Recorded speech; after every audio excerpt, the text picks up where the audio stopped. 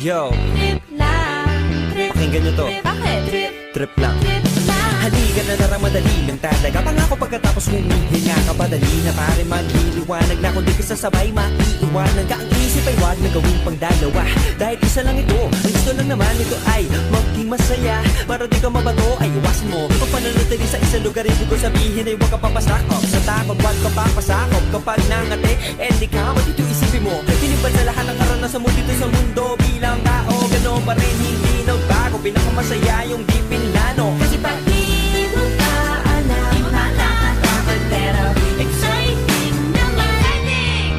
Yeah! Sumabay lang sibat na ng bahala. Oras na subukan ang di pa nagagawa. Minsan lang kaya magpakaligaya. Mag-enjoy, magsaya, walang mawawala.